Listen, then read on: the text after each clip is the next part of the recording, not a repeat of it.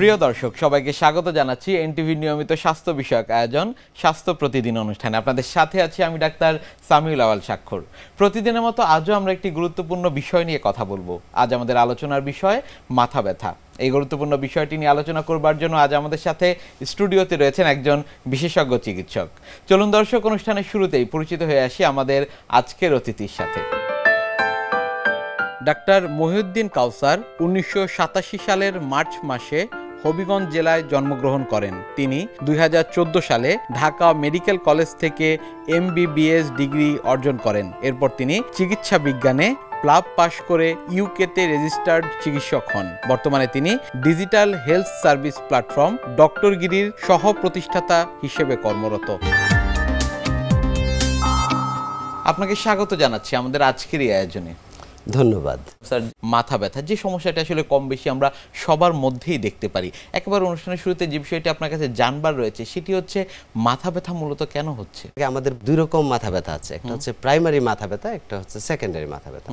Primary মাথা ব্যথা হচ্ছে মাথার জন্যই যেসব মাথা ব্যথা হয়, আর সেকেন্ডারি মাথা ব্যথা হচ্ছে অন্য কোনো রোগের কারণে যেসব মাথা ব্যথা হয়। প্রাইমারি মাথা ব্যথা যেমন tension headache, cluster headache, migraine headache. Secondary headache বা সেকেন্ডারি মাথা ব্যথাগুলো হচ্ছে যেমন হাই ব্লাড প্রেশারের জন্য মাথা ব্যথা, ইনফেকশন থেকে মাথা ব্যথা যেমন মেনিনজাইটিস, এনকেফালাইটিস, সাইনোসাইটিস মাথা ব্যথা, আঘাতজনিত মাথা ব্যথা। স্পেস অকুপাইং লিশন মানে হচ্ছে মাথার ভিতরে কোনো ক্ষত বা টিউমার যেটা স্পেস দখল করে আছে সেটার জন্য মাথা ব্যথা। প্রাইমারি মাথা ব্যথার যে কারণগুলো হয়েছে একজন ব্যক্তি কি কি লক্ষণ উপসর্গ দেখে বুঝবেন? ওকে, টেনশন হেডেক সাধারণত বিকেলের দিকে আসে, কাজের চাপ, দৌড়াদৌড়ি শেষ করে আসার পরে বেশিরভাগ সময় হয়, এবং প্রায় ৭৮% মানুষ জীবনের কোনো না কোনো সময় টেনশন হেডেকের শিকার হন। টেনশন হেডেকটা সাধারণত বেল্টের মতো মাথার চারপাশে টাইট করে বাঁধা থাকলে যেরকম একটা ব্যথা, সেরকম মাথা ব্যথাটা হয়। মাইগ্রেন এই সমস্যাটি হয়েছে একজন ব্যক্তি কি কি লক্ষণ উপসর্গ দেখে বুঝবেন? মাইগ্রেন মাথা ব্যথা সাধারণত মাথার এক পাশে হয় এবং আলোতে খুবই অস্বস্তি হয়, তাকাতেই পারেন না, প্রায় চোখ ঢেকে রাখেন, অরা অনুভব করেন। মাথা ব্যথাটা আসার শুরুতে চোখের চারপাশে বিভিন্ন ধরনের বিচিত্র এক ধরনের লাইট মতো দেখতে পান, এবং মাথা ব্যথাটা একটু পূর্ব অনুমিত হয়, কিছুক্ষণ আগেই বোঝা যায় আমার মাথা ব্যথাটা আসতেছে। এ ধরনের মাথা ব্যথা জেনারেলি মাইগ্রেনের মাথা ব্যথার লক্ষণ। ক্লাস্টার হেডেক সেটি বিষয়ে একটু জানবো। ক্লাস্টার হেডেকের ব্যথাটা চোখের পেছনে হয় এবং এটাও মাথার একপাশে হয়, তবে আলোতে সমস্যা হয় না। কি কি পরীক্ষা নিরীক্ষার মাধ্যমে আসলে নিশ্চিত করা যায় যে এটি কোন ধরনের মাথা ব্যথা? ওকে, আমরা সাধারণত রোগীর লক্ষণ এবং তারকে আমরা ডায়েরি মেনটেন করতে বলি, কখন মাথা ব্যথাটা আসে, কি কি হয়েছে মাথা ব্যথার আগে সেগুলো লিখে রাখতে বলি, বা মাথা ব্যথা হওয়ার পর কেমন অনুভব হয় সেগুলো লিখে রাখতে বলি। সেগুলা অ্যানালাইসিস করেই আমরা বুঝতে পারি এই মাথা ব্যথাটা কীরকম। মাইগ্রেনের ক্ষেত্রে অনেক সময় MRI, সিটি স্ক্যান করা হয়, কিন্তু মূল উপাদান বা মূল প্রক্রিয়া নাই ডায়াগনোসিসের, মূলত ক্লিনিক্যালি ডায়াগনোসিস করা হয়। কি কারণে হচ্ছে এই মাথা ব্যথা সেগুলো যদি একটু আপনার কাছে বিস্তারিতভাবে জানতে পারি। টেনশন হেডেকের কারণ হচ্ছে আমাদের দৈনন্দিন জীবনের চাপ, দুশ্চিন্তা, অস্থিরতা, রাত জাগা। টেনশন হেডেক থেকে মুক্তির উপায়ও এগুলো থেকে বেরিয়ে আসার চেষ্টা করা। আমাদের তো কাজের চাপ থাকবেই, এটার একটা ভালো উপায় হচ্ছে ধ্যান বা মেডিটেশন করা। আচ্ছা, মেডিটেশন মানে হচ্ছে লিভিং ইন দ্য মোমেন্ট। ধরুন এই মুহূর্তে আমরা যেখানে বসে আছি এটাও আমরা কিন্তু মেডিটেটিভলি করতে পারি। মানে হচ্ছে আমরা তো এখানে বসে আছি, কিন্তু হয়তো আমাদের 10টা চিন্তা মাথার মধ্যে আসতে পারে। তো সেই চিন্তাকে যদি আমরা সংক্ষিপ্ত করে শুধুমাত্র এই জায়গায় নিয়ে আসতে পারি, তাহলে আমরা অনেকখানি মেন্টালি রিলিভড হই। কাজের মাঝে মাঝে যদি আমরা একটু সময় চুপ করে বসে 3টা বা 5টা লম্বা ধীর গতিতে শ্বাস নেই এবং স্লোলি ছাড়ি, তাহলে আমরা প্রচুর পরিমাণের অক্সিজেন পাবো, এবং শ্বাসটা স্লোলি নেওয়ার কারণে হার্টবিটটা ধীরে ধীরে একটু নিয়ন্ত্রণে চলে আসবে কিছুক্ষণের জন্য, এবং সেটা আমাদেরকে এক ধরনের মানসিক প্রশান্তি দেয়। সেই প্রশান্তিগুলো আমাদের মাথা ব্যথা কমাতে সাহায্য করে। টেনশন হেডেকের ক্ষেত্রে যেমন আমরা প্যারাসিটামল জাতীয় ঔষধ বা আইবুপ্রোফেন জাতীয় ঔষধ, যেগুলো আমরা ডক্টরদের প্রেসক্রিপশন ছাড়াই দোকান থেকে কিনতে পারি, এবং সেগুলো প্যারাসিটামলের ক্ষেত্রে দিনে 3টা, সর্বোচ্চ 4বারও খাওয়া যেতে পারে, এবং সর্বোচ্চ 2টা করে একজন অ্যাডাল্ট 8টা পর্যন্ত প্যারাসিটামল দিনে খেতে পারবেন। তাতেও যদি কাজ না হয় তাহলে তিনি চিকিৎসকের কাছে যাবেন। স্ট্রেস থাকলেই কি মাথা ব্যথা হবে? তো স্ট্রেস ব্যাপারটা কিন্তু আমাদের অনেক আগে থেকেই চলে আসছে। আগে আমাদের অতীতকালে আমাদের যখন জেনেটিকলি পূর্বপুরুষরা স্ট্রেসড হতেন কখন, যখন তাদেরকে বাঘ তাড়া করতো, সাপ তাড়া করতো, মানে হচ্ছে জীবন মৃত্যুর খেলা, লাইফ অ্যান্ড ডেথ, তখন তাদের এই স্ট্রেস হরমোনটা দরকার পড়তো। কেন? তখন স্ট্রেস হরমোন মানে রিলিজ হওয়া মাত্রই আমাদের শরীরের রক্ত সেন্ট্রাল বডি পার্ট থেকে brain, kidney, heart, liver, immune system এইসব জায়গা থেকে হাত পায়ে চলে যায়। কেন? ফাইট অ্যান্ড ফ্লাইট মুডে যাওয়ার জন্য। মানে হচ্ছে হয় বাঘটাকে মারো অথবা পালাও, তার মানে হাত পায়ে শক্তি থাকতে হবে। তখন হাত পায়ে যখন রক্ত চলে আসে তখন কিন্তু আমাদের শরীরের ভিতরের যে অর্গানগুলো সেখানে রক্তের সংকট তৈরি হয়। রক্তের সংকট যখন তৈরি হয় তখন হার্ট ভালোভাবে কাজ করে না, কিডনি ভালোভাবে কাজ করে না, এবং সেগুলো অ্যাকচুয়ালি ডিক্লাইনিং হয়, মানে সেলগুলো মরতে শুরু করে, একটু একটু করে আহত হয়ে অক্সিজেনের অভাবে, পুষ্টির অভাবে মরতে শুরু করে। অতীতে যেটা বাঘ ভাল্লুক দেখলে হতো সেটা আমাদের এখন অ্যাকচুয়ালি আমাদের বসকে দেখলে হয়, সিনিয়রকে দেখলে হয়, জ্যাম দেখলে হয়, একটু একটু করে হয়। ইনস্টলমেন্ট আমরা সেই স্ট্রেস হরমোনগুলো রিলিজ করতে থাকি কন্টিনিউয়াসলি, এবং কন্টিনিউয়াসলি আমাদের রক্ত সেন্ট্রাল পার্ট থেকে আমাদের হাত পায়ে চলে যায়, আমাদের ব্রেন থেকে মাথা চলে যায়, আমাদের রাগ উঠলে মাথা কাজ করে না, উত্তেজিত হয়ে উঠি, এই যে ইরিটেটেড হয়ে যায়, এটার কারণ হচ্ছে আমরা ইনস্টলমেন্টে এই ব্লাডগুলোকে কন্টিনিউয়াস বাঘ ভাল্লুক দেখলে যেরকম ভয় পেলে হাত পায়ে পাঠিয়ে দিতাম সেরকম পাঠিয়ে দিতে থাকি একটু একটু একটু করে সারাদিন ধরে। ফলে যেটা হয় আমাদের ইমিউনিটি এবং সেন্ট্রাল বডি পার্টের যে ফাংশনগুলো সেই ফাংশনগুলো তাদের কাজ ঠিকভাবে করতে পারে না। এই স্ট্রেস থেকে মুক্তি পাওয়ার জন্য আমাদেরকে অ্যাকচুয়ালি যেটা করতে হবে সেটা আমাদেরকে বুঝতে পারতে হবে যে আমাদের এক্সিস্টেন্সিয়ালি অ্যাজ এ হিউম্যান বিইং আমরা যে বাহিরের কাজ, চাপ, জ্যাম, এই স্টোরিটা তৈরি করেছি, এই যে বাহিরের আবরণটা যেটা নিয়ে আমরা সারাক্ষণ চিন্তা করি, এই চিন্তা থেকে মাঝে মাঝে নিজেকে একটু সরায় নিয়ে আসতে হবে, যখন হচ্ছে আমাদের সর্বোচ্চ ইন্টেলিজেন্ট আসলে অ্যাকচুয়ালি কাজ করে, এবং আমরা এরপরে যে কাজগুলো করবো সেই কাজগুলো আরো স্মুথলি স্মার্টলি করতে পারবো। সেজন্য হচ্ছে যোগা, মেডিটেশন, ধ্যান বা রিলিজিয়াস অ্যাক্টিভিটিস খুবই হেল্পফুল হয় এসব ক্ষেত্রে। মাইগ্রেনের সমস্যা সেটি আসলে কেন হচ্ছে? মাইগ্রেনের অ্যাকচুয়াল কারণ আসলে জানা যায়নি, যদিও মাইগ্রেন অনেক পরিচিত এবং অনেক পুরনো, যদিও টেনশন হেডেকটা আমাদের 200 বছর ধরে পরিচিত, কিন্তু মাইগ্রেন হেডেকের হিস্ট্রি কিন্তু প্যাপিরাসে লেখা ছিল 5000 বছর আগেই মিশরীয় পিরামিডে পাওয়া গিয়েছে। সো এত পুরনো হিস্ট্রি, কিন্তু আমরা এর কজ খুঁজে বের করতে পারিনি। ট্রিটমেন্ট আমরা জানি, ডেফিনেটলি একটা হচ্ছে লাইফস্টাইল মডিফিকেশন। ট্রিটমেন্ট নিয়ে তো নানা ধরনের বিভ্রান্তি রয়েছে, নানা ধরনের কুসংস্কার রয়েছে। ট্রিটমেন্টটি আসলে মূলত কি রয়েছে? প্রাথমিক ট্রিটমেন্ট হচ্ছে ব্যথার ঔষধ, যেরকম সিম্পল ব্যথার ওষুধ অ্যাসপিরিন, প্যারাসিটামল, আইবুপ্রোফেন এই জাতীয়। তারপর হচ্ছে স্পেশালিস্ট কিছু ট্রিটমেন্ট আছে, যেমন ট্রিপটান্স জাতীয় ওষুধগুলো, সোমাট্রিপটান্স টাইপ। এই ওষুধগুলো অ্যাকচুয়ালি স্পেশালিস্ট বা ডক্টররা প্রেসক্রাইব করেন। সেই ওষুধগুলো একটা সার্টেন পিরিয়ড অফ টাইম খেলে অনেকটা সময় প্রিভেন্ট থাকে, কিন্তু তার চেয়ে বেশি ইম্পর্টেন্ট হচ্ছে স্ট্রেসরগুলো খুঁজে বের করা। আমাদের মাইগ্রেনের ব্যথাগুলো কিছু নির্দিষ্ট সময়ে বাড়ে, কারো কারো ক্ষেত্রে পার্টিতে অনেক বেশি আওয়াজ, অনেক বেশি লাইট এটাকে ট্রিগার করতে পারে, বাড়িয়ে তুলতে পারে বা মাইগ্রেনের ব্যথাটা ফিরিয়ে আনতে পারে। কারো ক্ষেত্রে দুশ্চিন্তা, কিছু খাবার, নির্ঘুম রাত পার করা বা অনেকক্ষণ মোবাইল দেখা বা কম্পিউটার স্ক্রিনে তাকিয়ে থাকা, পরীক্ষার দুশ্চিন্তা, এইসব জিনিস ট্রিগার করতে পারে। প্রত্যেকেরই উচিত যাদের মাইগ্রেন হয় মাইগ্রেন ডায়েরি মেনটেন করা। যখনই ব্যথাটা আসে খেয়াল করে দেখা, যে লেখা যে আমার কি হয়েছিল এর আগে, তার আগে আমি কি খেয়েছিলাম, কতক্ষণ, আমি কি ডিহাইড্রেটেড ছিলাম, আমি কি অনেকক্ষণ পানি খাইনি, আমি কি অনেকক্ষণ বাইরে ছিলাম, অনেকক্ষণ আওয়াজে ছিলাম, অনেক এই জিনিসগুলো লক্ষ্য করে লেখা। এবং এরকম যখন 2-3 মাস ডায়েরিটা যদি মেনটেন করা হয় তখন অ্যাকচুয়ালি নিজেই বুঝতে পারবে যে আমার কোন কোন কারণে আমার মাইগ্রেনটা বারবার ফিরে আসে।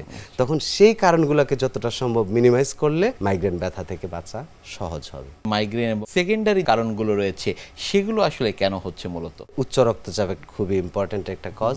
সেটা থেকে মুক্তির উপায় উচ্চ রক্তচাপ নিয়ন্ত্রণে রাখা। যখন ব্লাড প্রেশার বেড়ে যাচ্ছে সেটি কি আসলে মাথা ব্যথা হয়ে থাকে না ঘাড় ব্যথা হয়ে থাকে? এটা অ্যাকচুয়ালি ঘাড় থেকে পিছন মাথা অনেক সময় সামন পর্যন্ত চলে আসে, এরকম একটা ব্যথা। আর কিছু হচ্ছে আমাদের যে জীবনযাপনের মধ্যে নিহিত কারণগুলো, যেমন খাদ্যাভ্যাস, আমাদের অতিরিক্ত তেল, চর্বি বা রেড মিট, যেগুলো গরুর মাংস, খাসির মাংস বা ভেড়ার মাংস, এই জাতীয় মাংস, চিংড়ি, এগুলো আমাদের উচ্চ রক্তচাপের জন্য ঝুঁকিপূর্ণ।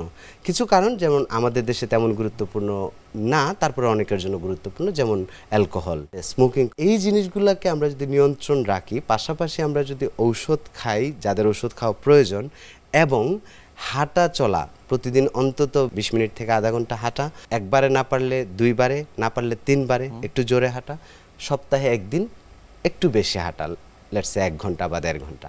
এই অভ্যাসগুলো করতে পারলে আমাদের উচ্চ রক্তচাপকে আমরা নিয়ন্ত্রণে রাখতে পারবো। নিয়ন্ত্রণে রাখতে পেরেছি কিনা সেজন্য রেগুলারলি সেটাকে চেক আপ করতে হবে, কারণ অনেক সময় ঔষধ এবং নিয়ম মানার ফলে রক্তচাপ অনেক কমেও যেতে পারে, যেটার জন্য মাথা ঘুরে পড়ে যেতে পারে। এটা থেকে বাঁচার জন্য নিয়মিত রক্তচাপ পরীক্ষা করা, প্রয়োজনে বিশেষজ্ঞ চিকিৎসককে দেখানো এবং প্রয়োজনে ঔষধ বদলানো এবং লাইফস্টাইল বদলানো, এসবের মাধ্যমে মাথা ব্যথা থেকেও বাঁচা সম্ভব, যেটা উচ্চ রক্তচাপ থেকে তৈরি হয়। আর মেনিনজাইটিস বা এনকেফালাইটিস, এগুলো মূলত হচ্ছে আমাদের যে ব্রেনের চারপাশের যে আবরণটা আছে বা স্পাইনাল কর্ড, যেটা হচ্ছে আমাদের মেরুদণ্ডের ভিতরে থাকে, যে ব্রেন থেকে নেমে আসা নার্ভের অংশ, তার যে আবরণ সেগুলোতে ইনফেকশন হওয়া, সেটা ব্যাকটেরিয়াল, ভাইরাল, ফাঙ্গাল, 3 ধরনের হতে পারে। সবচেয়ে সিরিয়াস হচ্ছে ব্যাকটেরিয়ালের ক্ষেত্রে 100 জনে 30 জন মানুষ 24 ঘন্টায় মরে যেতে পারে। এটাকে আমাদের চেনা জরুরি এবং সবচেয়ে জরুরি হচ্ছে প্রতিরোধ করা। প্রতিরোধ চলে খুব সহজ। আমাদের দেশে বেশিরভাগ মানুষ ইপিআই শিডিউল, সরকারি যে টিকা কর্মসূচি, সেই টিকা কর্মসূচি অনুযায়ী সবগুলো টিকা যদি নিয়ে নেন, তাহলে তারা মেনিনজাইটিস থেকে অটোই বেঁচে যাবেন। মেনিনজাইটিসের একটা সমস্যা হচ্ছে তার আশেপাশে গেলে হাঁচি কাশি বা স্পর্শ, কিসিং এর মাধ্যমে এই ব্যাকটেরিয়াটা ছড়াতে পারে। মেনিনজাইটিস হয় সাধারণত, যেহেতু ইনফেকশন, সেক্ষেত্রে তীব্র জ্বর থাকবে। মেনিনজাইটিসে লাইট বা আলোতে প্রচণ্ড প্রবলেম হবে। রোগী অজ্ঞান হওয়ার আগ পর্যন্ত চোখ ঢেকে রাখবে। রোগীর খিঁচুনি হতে পারে, অজ্ঞান হয়ে যেতে পারে পুরোপুরি। অজ্ঞান হওয়ার আগে যে এলোমেলো কথাবার্তা বলা, এই জিনিসগুলা, লক্ষণগুলা দেখলে দ্রুততম সময়ের মধ্যে হসপিটালে যেতে হবে। যেহেতু আমি আগেই বলেছি, প্রথম 24 ঘন্টার মধ্যেই 10 জনে, 100 জনে প্রায় 30 জন, তার মানে 10 জনে 3 জনের মতো মানুষ মারা যেতে পারেন। তো ডক্টরের ক্ষেত্রে অ্যান্টিবায়োটিক চিকিৎসা এবং পরীক্ষা সেগুলো করবেন। আর প্রতিরোধের জায়গাতে হচ্ছে সকল শিশুদেরকে শিডিউল অনুযায়ী, টাইমিং অনুযায়ী সকল টিকা দেওয়া আবশ্যক। মাথা ব্যথার এই বিষয়গুলো নিয়ে আমরা আরও কথা বলবো, তবে তার আগে আমাদের এই অনুষ্ঠানের একটি নিয়মিত সেগমেন্ট হচ্ছে বিভিন্ন খাদ্যের পুষ্টি গুণাগুণ সম্পর্কে আমাদের দর্শকদের জানিয়ে দেয়া। প্রিয় দর্শক, দেখছেন স্বাস্থ্য প্রতিদিন। কথা হচ্ছিল খুব গুরুত্বপূর্ণ একটি বিষয়, মাথা ব্যথা নিয়ে। অনুষ্ঠানের পর্যায়ে দেখে নেব বিভিন্ন খাদ্যের পুষ্টি গুণাগুণ সম্পর্কে আমাদের পুষ্টিবিদের কাছ থেকে। ঘরের কাজ করি বা বাইরের কাজ, দুটো কাজ করতে কিন্তু ব্রেনের কার্যকারিতা ঠিক রাখা খুবই জরুরি।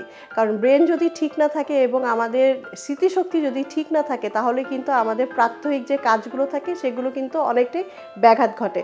দেখা গেল একটা কাজ আমার করার কথা ছিল, সেটা আমি অনেকটা ভুলে গেলাম বা পরের দিন আবার মনে পড়লো, তখন দেখা যায় যে আমাদের আসলে নিজের প্রতি কনফিডেন্সটা অনেক কমে যায়। এবং এই প্রতিযোগিতার দিনে আমাদের ব্রেনের কার্যক্ষমতা ঠিক রাখাটা কিন্তু একটা চ্যালেঞ্জিং বিষয়। চলুন জেনে নেওয়া যায় কি কি খাবারে আমরা এই আমাদের ব্রেনটাকে সতেজ এবং কর্মক্ষম রাখতে পারি। প্রথমে আমি বলবো হচ্ছে গিয়ে ডিমের কথা। ডিম একটি সুপার ফুড। ভিটামিন সি ছাড়া আল্লাহ প্রদত্ত পৃথিবীতে যত ভিটামিনস আছে সেগুলো কিন্তু এই খাবারে পাওয়া যায়। এবং কোলিন নামে একটি খাদ্য উপাদান আছে, যেটা হচ্ছে আমাদের ব্রেনের কার্যক্ষমতা, বিশেষ করে নিউরনের সুস্থতা করতে সাহায্য করে। তো বুঝতেই পারছেন, এই কোলিন উপাদানটা যেহেতু ডিমে পাওয়া যাচ্ছে, এই ডিম যদি আপনি খাদ্য তালিকায় প্রতিদিন রাখেন, তাহলে কিন্তু খুব সহজেই আপনার ব্রেনটাকে আপনি কার্যক্ষমতায় বৃদ্ধি করতে পারবেন। দ্বিতীয় নাম্বার হচ্ছে গিয়ে মাছ। মাছ কিন্তু আসলে আমরা সারাদিন হয়তো দিনে 1 থেকে 2 টুকরা খাই, কিন্তু কি ধরনের মাছ খাচ্ছি এটা কিন্তু খুব ইম্পর্টেন্ট। বিশেষ করে ওমেগা 3 ফ্যাটি অ্যাসিড সমৃদ্ধ যে মাছগুলো আছে, আমরা সামুদ্রিক মাছ বলে থাকি, এগুলোতে প্রচুর পরিমাণে কিন্তু ওমেগা 3 ফ্যাটি অ্যাসিড থাকে, যেগুলো হচ্ছে আমাদের ব্রেনের সুস্থতা এবং ব্রেনের যে আমাদের ব্রেন পুরোটাই কিন্তু হচ্ছে ফ্যাট দিয়ে তৈরি। এই ফ্যাটটাকে সুস্থ রাখতে এবং কর্মক্ষম রাখতে সাহায্য করে। 3 নাম্বার বলবো হচ্ছে গিয়ে টক দই। টক দই এমন একটি খাবার যেটা আমাদের শরীরের সুস্থতার পাশাপাশি আমাদের রোগ প্রতিরোধ ক্ষমতা বৃদ্ধি করতে কিন্তু সাহায্য করে। বিশেষ করে আমাদের পেট পরিষ্কার করা এবং পেটের যাবতীয় প্রবলেম সলভ করতে কিন্তু টক দইয়ের কিন্তু, এবং টক দইয়ের মধ্যে থাকা যে প্রোবায়োটিক্সগুলো আছে সেগুলোর কিন্তু জুড়ি নেই। এবং এটা যখন থাকে তখন স্বাভাবিকভাবে কিন্তু আমাদের বডিতে রক্ত চলাচল করে এবং আমাদের ব্রেনে যখন রক্ত যায় এবং রক্তের সাথে কিন্তু অক্সিজেনও পরিবহন করে, তখন কিন্তু এই ব্রেনটা আরও বেশি কার্যক্ষমতা বৃদ্ধি পায়। লাস্ট যেটা বলবো সেটা হচ্ছে বেরি জাতীয় ফল, কারণ আমাদের দেশে কিন্তু জাম খুব কম সময় আমরা পেয়ে থাকি, এটা কিন্তু আমরা আমাদের ফ্রিজ আপ করতে পারি। এছাড়াও কিন্তু ক্যানে বেরি জাতীয় ফলগুলো পাওয়া যায় এখন খুব সস্তায়, এগুলো আমরা কিন্তু আমি এবং আমাদের পরিবারের যিনি যারা সদস্য আছে সবাইকে কিন্তু খেতে সাহায্য করব, কারণ এই রঙের ফলে অনেক বেশি অ্যান্টিঅক্সিডেন্ট থাকে যেটা আমাদের রোগ প্রতিরোধ ক্ষমতা বৃদ্ধি করে এবং ব্রেনের যে সুস্থতা ডিটক্সিফাইড করা বডিটাকে যেটা বলে সেটা করে।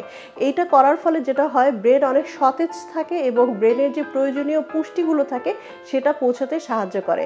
তাহলে দর্শক আপনারা জানেন যে এই 4টি খাবারে আমরা যদি আমাদের প্রাত্যহিক জীবনে একটু অভ্যস্ত করে ফেলি এবং আমাদের মেনুতে সুন্দর করে সাজিয়ে নেই, তাহলেই কিন্তু আমাদের ব্রেনের কার্যক্ষমতা বৃদ্ধি করতে আমরা সক্ষম হব।